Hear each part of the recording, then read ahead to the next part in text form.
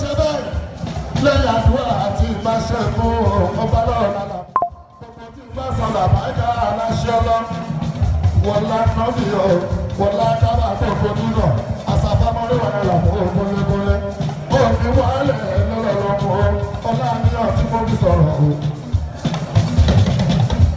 òkìkí tuntun bẹ́ẹ̀ lọ ọba lọ́rọ̀ lára wọn ìwọ́n ló dọ́tọ̀ sáìdì ní òṣùpá níwájú gbogbo tó wọn ọba ẹni gbàdúrà àwọn ọmọ àṣọ níwájú débi náà ní ìṣòro òtún mọ́lẹ̀ yá àbúrò nígbà tí mo lè múlẹ̀ ọ́ gbọ́dọ̀ ẹ̀jẹ̀ sí ní ìbùdó ẹ̀rọ gbogbo lẹ́nu bẹ̀rẹ̀ sí ìbò ọdún mọ́.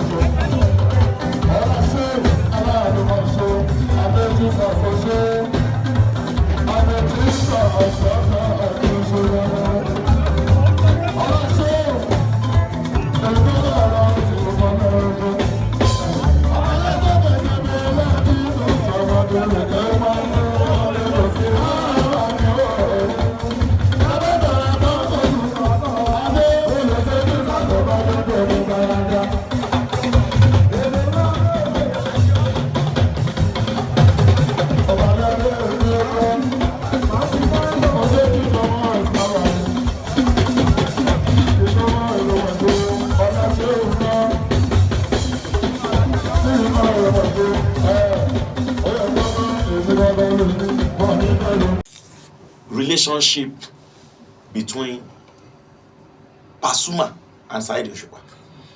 Wow. People see Wow. Pasuma and Saheed Osupa bíi Barrister àti Kollington. Wow. Now, ẹ̀yin méjèèjì yẹn ìgbà ọmọdé nìyẹn. ìgbà ọmọdé. ìgbà ọmọdé. Ìgbà tá à ń ṣe ọmọdé. Ìgbà tẹ́ ń ṣe ìwé. Past 50 years làwọn méjèèjì sí. Bẹ́ẹ̀ni. Over 50 years. Over 50. Going to 60. Over 50 làwọn méjèèjì so kí làwọn akèrè gbogbo ọmọ wa ti ń bímọ. So kí làwọn wá káàkiri tá à ń ṣe. Bí ìgbà téèyàn ń ṣe ìwé nígbà yẹn. Ọ̀ ní ìsìn lẹ́nu ọjọ́ mẹ́ta yẹn sì mo ṣe ń play nbí kan lágége Bẹ́ẹ̀. tí fáǹsì Saheed kan ṣe pé lórí fídíò kan tí mo ṣe fídíò kan pẹ̀lú ẹ̀ tí mo ṣe kì í tí mo ṣe kọrin ẹ̀ tí mo ṣe ṣe tí mo yẹ wọn Sunday tó ń bọ̀ yàtọ̀ máa play nbí kan náà ní Ìbàdàn. Ní Ìbàdàn, yes. Kí làwọn wákàtí ìgbà ewé nìyẹn. bàbá ìgbà yẹn ti kọjá ajá kó mẹ́ lọ́wọ́ is solid. Relationship. Àárẹ̀ méjèèjì ó gúnrégé. àti bí ó ṣe bẹ́ẹ̀ dé lánàá náà ó ṣe bẹ́ẹ̀ dé lánàá náà tí mo ṣe kí àwọn èèyàn ṣe tọ́yìn mẹ́sẹ̀ tọ́yìn ṣe. Now,